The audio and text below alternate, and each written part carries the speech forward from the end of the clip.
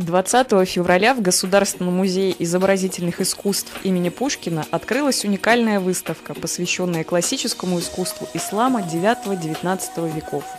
К сожалению, для многонациональной Москвы экспозиции подобного рода крайне редки. Хотя уже ни для кого не секрет, что, живя в поликультурном обществе, мы практически ничего не знаем друг о друге. Экспонаты для выставки предоставлены благотворительным фондом «Марджани», собрание которого насчитывают сотни произведений. Специально для выставки было отобрано 99 шедевров мирового значения по числу имен Всевышнего, перечисляемых мусульманами в молитве. К сожалению, в нашем музее отсутствуют какие-либо значимые коллекции этого раздела мировой художественной культуры. Хотя наш музей, музей изобразительных искусств имени Пушкина, это музей мировой художественной культуры. Но есть существенные разделы, которые практически у нас не представлены. И в том числе, к сожалению, это искусство ислама, культура ислама, огромный, значительный и очень важный для понимания мира, всего мира, в котором мы пребываем, раздел культуры и искусства.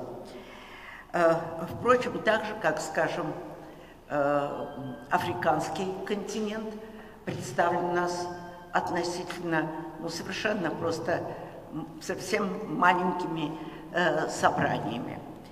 Мы очень надеемся, что эта выставка где-то существенно восполнит понимание, знания наших многочисленных зрителей и явится очень важным вкладом и в научную, и в выставочную, образовательную деятельность нашего музея. Я ее внимательно посмотрела. Должна вам сказать, что я нахожусь под общим большим впечатлением от того, что я увидела. Потому что представленные здесь экспонаты, они открывают такой мир, я бы сказала, культуры, но это мир искусства, это мир очень высокого эстетического чувства и эстетической самоценности. Орнаменты, формы сосудов, миниатюры, всякого рода другие представлены рукописи, сами шрифты, как они выполнены и прочее. Все это памятники высокого искусства. И можно только сожалеть, что, повторяю, в каком-то таком постоянном показе, скажем, в нашем музее, такого рода памятники отсутствуют. Ислам тесно переплетен с судьбами России. Об этом не очень, может быть, громко говорится, но если мы вспомним историю, Волжскую Булгарию, Золотую Орду, постордынские ханства, Казанское, Крымское, Астраханское, Сибирское, Касимовское, которое в центре России находилось.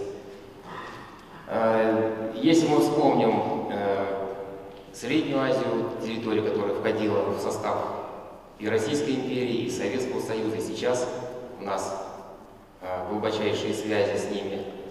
Если вспомним историю Кавказа, то, конечно же, поймем, что и ислам в целом, и исламская культура – это принадлежность России и российской земли.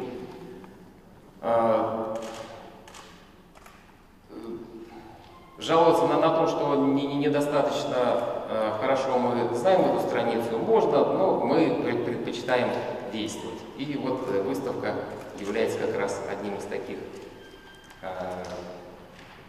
реализованных действий с нашей стороны.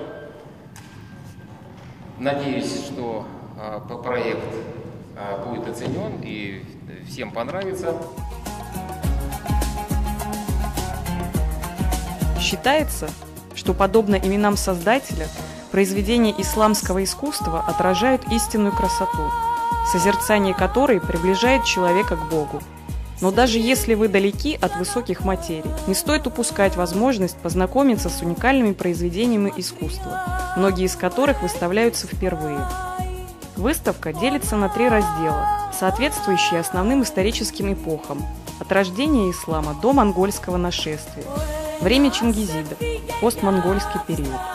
На выставке также были представлены миниатюры к произведению Искандер-Наме, одного из крупнейших поэтов Средневековья Низами Генджеви, которого и Иран, и Азербайджан по праву считают своим поэтом.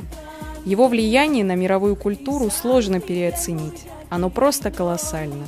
Отголоски его творчества слышны и сейчас в современной культуре Турции, Грузии, Узбекистана и, конечно, Азербайджана. Для желающих познакомиться с мусульманским искусством поближе, каждый четверг в 19:00 будут проходить лекции со специалистами. Первая встреча состоится 28 февраля.